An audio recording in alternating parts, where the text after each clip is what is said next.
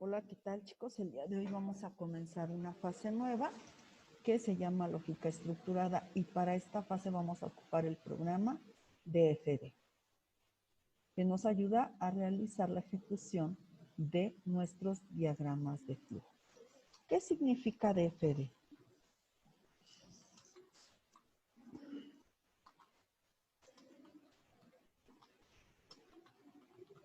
DFD significa Data Flow Diagram, diagrama de flujo de datos.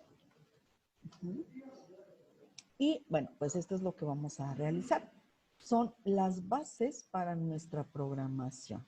¿De acuerdo? En base a esta materia, todo parte de aquí para que nosotros podamos empezar a programar. Entonces, es la primera materia de nuestro bloque de programación. Muy bien. Lo primero que vamos a ver es lógica. La lógica para nosotros es la base del pensamiento y la razón.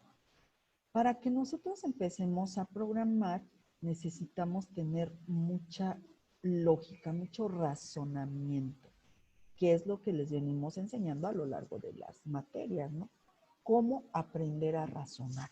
Es importante tener esta lógica de razonamiento para poder elaborar y resolver todos nuestros programas. ¿De acuerdo? La lógica natural es aquella que, bueno, pues como su nombre lo dice, ¿no? Naturalmente sabemos que es una lógica. Por ejemplo, cuando nosotros les decimos el cielo es azul, todos sabemos que el cielo puede ser azul, puede ser blanco cuando hay muchas nubes, puede ser gris, ¿no? Cuando va a llover, o puede ser negro en la noche, pero jamás puede ser morado. Entonces, eso es una lógica natural. En base a nuestra experiencia, sabemos que algo o lo razonamos como verdadero o como falso. Entonces, en base a nuestra lógica, ¿de acuerdo? Entonces, otro ejemplo podría ser, si yo tengo una suma, ¿no? Y a la hora de ejecutar 2 más 5, me sale, a lo mejor 3. Eso quiere decir que a lo mejor estoy restando. Entonces ya no sería nuestra lógica, ¿verdad? Naturalmente ahí tendríamos que revisar nuestro ejercicio. Muy bien. Lógica científica es aquella que está comprobada en base a algo científico. Por ejemplo, si yo les digo la clonación existe, pues no puede ser comprobada todavía, ¿verdad? Porque pues a lo mejor sí se están haciendo experimentos, pero nadie ha salido a decir, ya oficialmente está comprobado. Pero por ejemplo, si yo les digo la gravedad existe, pues ustedes me van a creer porque ahí está hasta incluso una fórmula, ¿no? Entonces, nosotros tenemos que checar que es algo definido, ¿no? Algo comprobado científicamente, ¿verdad? Muy bien. Algoritmo son los pasos ordenados que debemos de seguir para resolver algo. En este caso tenemos dos tipos de algoritmos. Algoritmos de la vida cotidiana y algoritmos informáticos, ¿de acuerdo? Los algoritmos de la vida cotidiana son aquellos que realizamos nosotros día a día. Por ejemplo, el que ustedes se levanten a bañar, a hacer su ropa, plancharla, a desayunar, están haciendo un algoritmo. ¿Por qué? Porque tenemos un inicio, tenemos un proceso y tenemos un final. ¿De acuerdo? Entonces, aquí los algoritmos, bueno, pues son esos pasos a seguir, ¿de acuerdo? ¿Y cómo deben de ser? La característica de los algoritmos debe de tener tres cosas. Debe ser preciso, es decir, indicar el orden de realización. Debe ser definido, que si se sigue el algoritmo 2 veces se debe obtener el mismo resultado. Y debe ser finito, que debe tener algún fin. Debe terminar en algún momento. Entonces, en base a esto, podemos decir que tenemos correctamente un algoritmo. Por ejemplo, aquí les pongo, vean, todo algoritmo debe tener su inicio y su final. Es importantísimo. Si no tenemos inicio y final, no podemos seguir adelante. ¿De acuerdo? Entonces tenemos inicio y vean, yo le pongo como algoritmo 1. El algoritmo es describir en base a palabras lo que vamos a ir haciendo. Entonces le pongo introducir número 1, leer número 1. Hagan de cuenta que este paso es como una cajita. Yo voy a echar el número en esa cajita. Y luego le digo, introduce número 2. Y lo echo en otra cajita. Leer número 2. Ahora, con esas dos cajitas, lo que tengo, lo voy a revolver, que es realizar la operación. Entonces, me dice que suma es igual a el número que yo metí aquí más el número que yo metí aquí. Por último, imprimo el resultado y termino. Así de fácil, ¿vale? Entonces, los ejercicios que ustedes me van a hacer para algoritmos es el siguiente. Me van a hacer 2 ejercicios de la vida cotidiana y 2 ejercicios de algoritmos informáticos. Entonces, me van a poner, para el primer ejercicio es elaborar el algoritmo de cambiar las llantas de un auto. Es decir, inicio, paso 1, me bajo en el auto, paso 2, abro la cajuela, paso 3, saco el gato y la llave, etc. Así me van a decir, para que veamos cuántos pasos les quedan en cada algoritmo. Va a ser diferente para cada programador. A lo mejor a unos les quedan 10 pasos, a lo mejor otros 15, a lo mejor otros 3 y así sucesivamente. ¿De acuerdo? Entonces, ese es un primer ejercicio. Segundo ejercicio, elaborar el algoritmo de una receta de pastel. Aquí está más interesante porque deben de poner todos los ingredientes y luego el procedimiento. Entonces ya ustedes me van a decir cuántos pasos les quedarían para eso. Posteriormente vamos a los algoritmos informáticos, que es algo similar como lo que hicimos aquí, ¿de acuerdo? Que es calcular el área del triángulo y calcular la conversión de pulgadas a centímetros. Son 4 algoritmos que tenemos que hacer aquí en nuestro archivo. Ustedes me van a hacer un archivo como este, solo que en cada uno me van a poner sus definiciones. Complétenlo con lo que les estoy explicando aquí. ¿De acuerdo? Muy bien. Una vez que ya tenemos el algoritmo, vamos a ver qué es un programa informático. Este programa es cuando ese algoritmo ya lo quiero transformar a un lenguaje de programación. Es decir, que por medio de instrucciones yo haga que la computadora resuelva ese problema. Por ejemplo, si yo voy a hacer ejercicios para los chavos de secundaria, ¿no? Para enseñarles a cómo se calculan las áreas. Bueno, entonces, debo de buscar un programa, un lenguaje de programación para que yo convierta esas instrucciones y que les ayude a los jóvenes de secundaria a resolver las áreas de las figuras geométricas. ¿De acuerdo? Muy bien. Tenemos después una constante. La constante es el valor que nunca cambia. Por ejemplo, tenemos que el pi, que es una constante de área del círculo, por ejemplo, ¿no? Vale 3.1416 en todos lados. Este valor jamás va a cambiar, ¿vale? En cualquier país que vayamos, eso es lo que vale pi. La pulgada vale 2.54, es un valor que jamás va a cambiar. Entonces, si yo voy a hacer una conversión de pulgadas, pues bueno, este valor jamás cambia. A lo mejor al multiplicarlo por otro es cuando ya va a cambiar, pero ese ya es otro resultado. Este valor, estos dos, jamás cambian. Lo contrario que pasa con las variables. Las variables son aquellas que cambian. Estas variables van a cambiar siempre su valor. Entonces, vamos a tener unos ejemplos, ¿no? Por ejemplo, área es igual a base por altura. Así se representan las variables con letras, porque la letra pues indica que algún número va a tener. Entonces, a lo mejor el primer alumno le da una base de 3 y el otro de 5. 5 por 3, 15. Su área va a valer 15. Pero viene otro alumno y a lo mejor le da 2 por 2. Entonces, su área ya sería 4.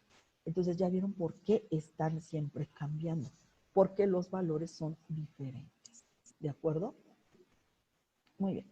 ¿Cómo sabemos hacer un nombre correcto de variable? Es como cuando alguien bautiza a sus hijos. Cuando uno bautiza a un hijo, pues no le va a poner otro nombre raro, ¿no? Como por ejemplo mesa o silla, sino que hay ciertas reglas para ponerle nombre a los hijos, ¿no? A lo mejor a algunos padres no les gustan los extranjeros, a lo mejor otros les ponen como nombre de sus raíces, alguna lengua indígena, ¿no? Un nombre que signifique algo en lengua indígena, no lo sé. Pero hay ciertas reglas. Entonces, así también para el nombre de las variables. Aquí, por ejemplo, una primera regla es que no deben comenzar por un número.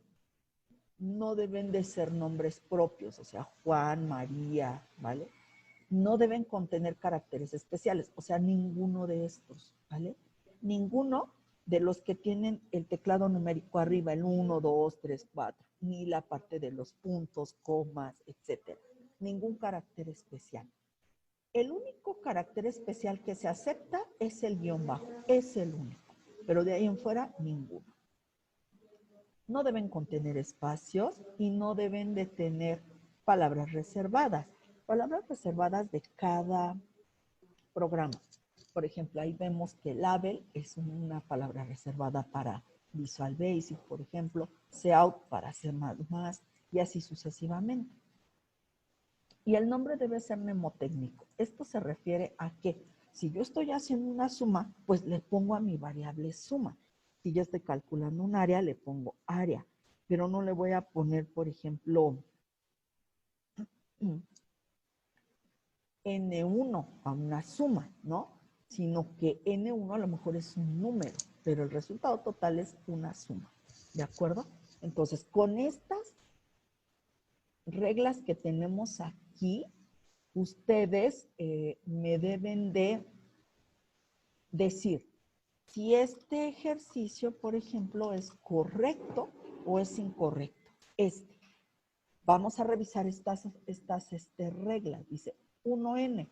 Dice no debe comenzar con número, pues ya por esta regla ya no, ya fue incorrecta. Y así nos pasamos con la siguiente, van revisando y me van diciendo cuáles son correctas y cuáles son incorrectas, ¿de acuerdo? Este es otro ejercicio más. Posteriormente vamos al tipo de dato. Los tipos de dato por ahorita vamos a manejar 4, que son enteros, que van a manejar del 1, 2, 3, etc. Float o doble, así se escribe, que va a manejar decimales, que son 1.2, 3.4, etc. Char, que se le llama carácter, que es una sola letra. Por ejemplo, si yo quiero marcar como A, área, P, pulgada, ¿vale? Pero solamente una letra. Y string, que es una cadena, que es más de 2 letras. O sea, que ya formamos una palabra. Como por ejemplo, área, pulgada. Aquí si se dan cuenta, solo puse la A y aquí ya completo. Aquí la P y aquí ya completo. ¿De acuerdo? Bueno, pasamos a lo que es la diagramación, que es los programas, los símbolos que vamos a manejar en DFD, que son estos que están aquí. Fíjense, ¿qué significan? Yo los puse así, no deben de ir en este orden, ya después lo veremos, pero los puse así solo para que ustedes vean qué es lo que significa. Por ejemplo, este de inicio, fin, así debe de estar el inicio y el fin. Este rectángulo que son operaciones, si yo quiero hacer una operación, 1 más 1, la suma, el área, eso se pone. Después tenemos la estructura condicional, así se pone. Cuando yo quiero decidir entre una cosa u otra, o es IVA o es un descuento. Por ejemplo, son dos opciones que yo puedo manejar.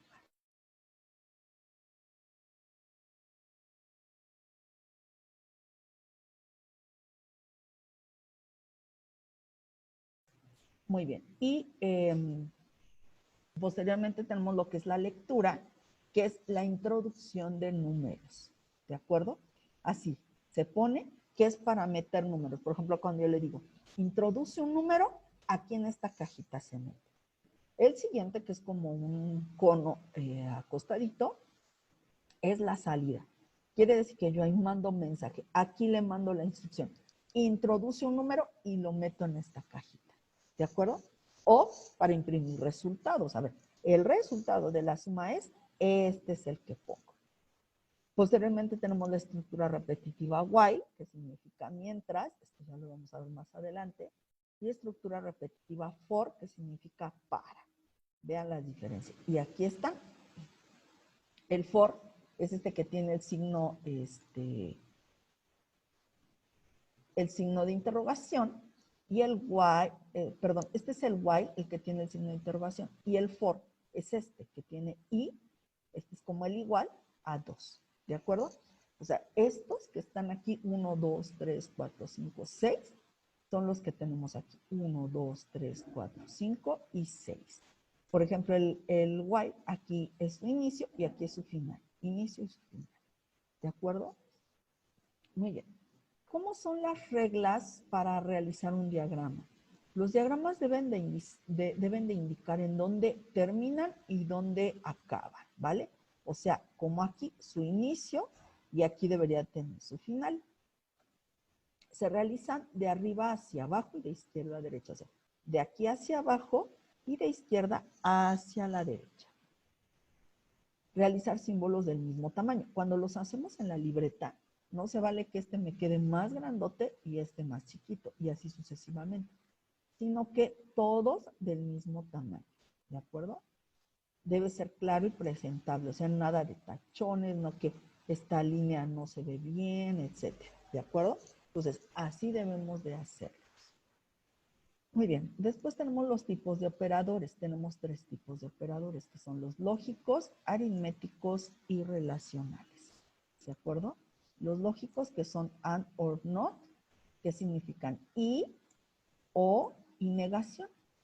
Y, por ejemplo, en C++ los encontramos así como el y, este es el ampersand, y el o es el pipe, ese es or. ¿De acuerdo? Los aritméticos son suma, resta, multiplicación, división. Y los relacionales son estos de mayor igual, mayor, menor e igual. ¿De acuerdo?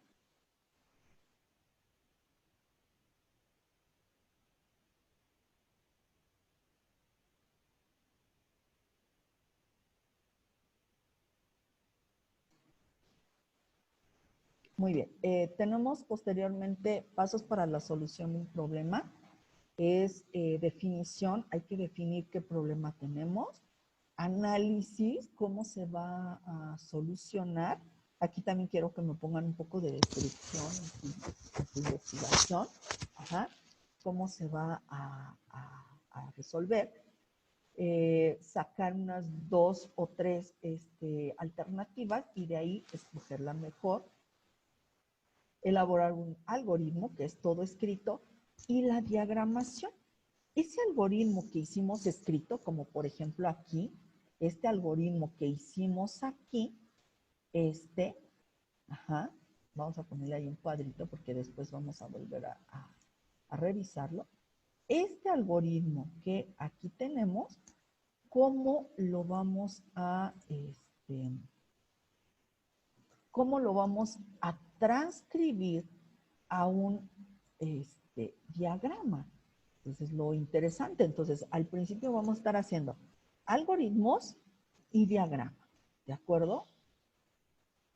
Entonces, eso es lo que vamos a ir realizando, ¿sale?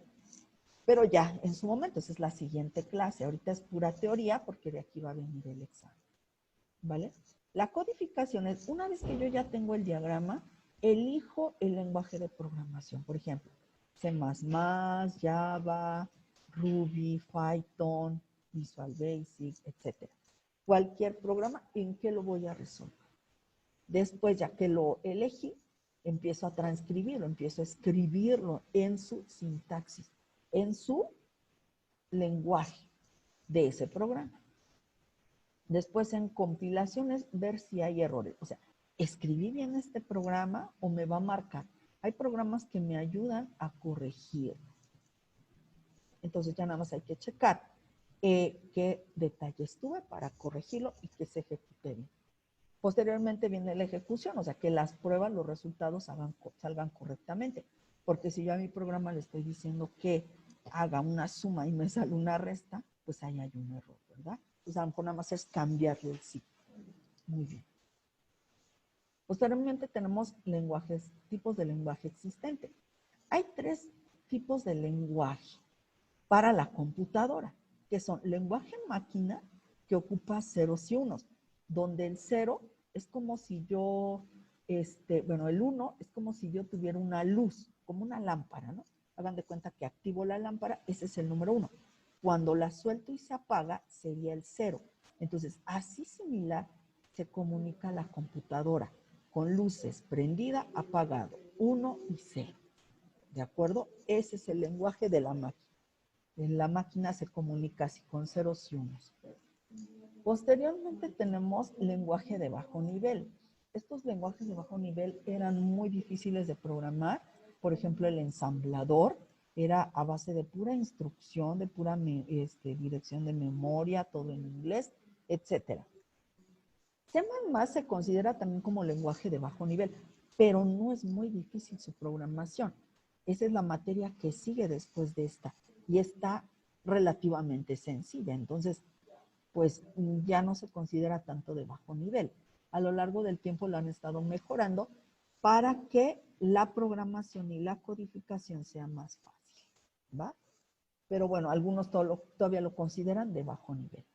Y el lenguaje de alto nivel es el que ya es como para programadores, el que está mucho más sencillo, como Java, Visual Basic, Ruby, Python, etcétera.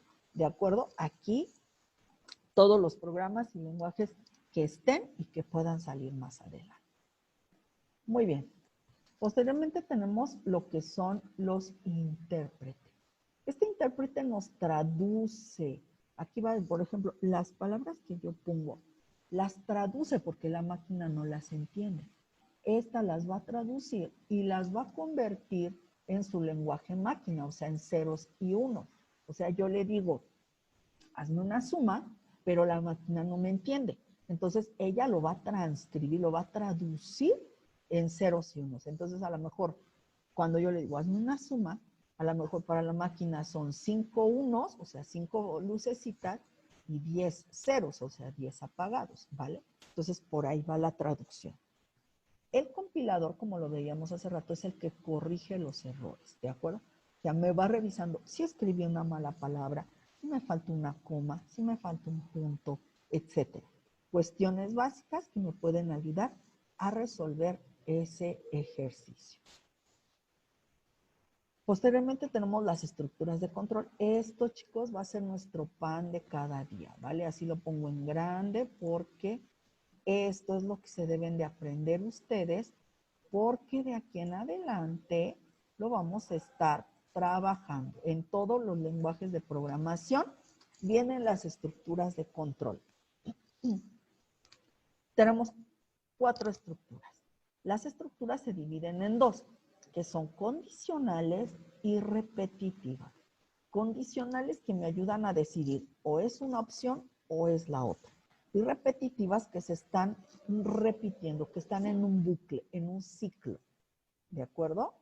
Dentro de las condicionales tenemos el sí y el switch. Y dentro de las repetitivas es el for y el while. Entonces, esto siempre apréndanselo, chicos. Es que yo veo un for, ya sé qué significa. Que yo veo un while, ya sé qué significa. Y que veo un if, ya sé qué significa. El if significa sí. El switch es como una especie de casos. Y el for significa para. Y el while, mientras. Estas estructuras, si se dan cuenta, aquí las tenemos. Vean, este es el sí, este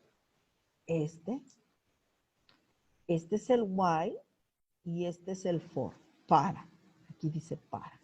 ¿De acuerdo? Entonces, ya la otra clase vamos a empezar a hacer ejercicios para que vayamos viendo cómo realizar el algoritmo y su diagrama en libreta. para que posteriormente lo transcribamos a DFD. ¿De acuerdo? Entonces tienen mucho trabajito, háganme un documento en Word, así como este, con todas las definiciones y los ejercicios que les dejé en la parte de arriba. Gracias, chicos.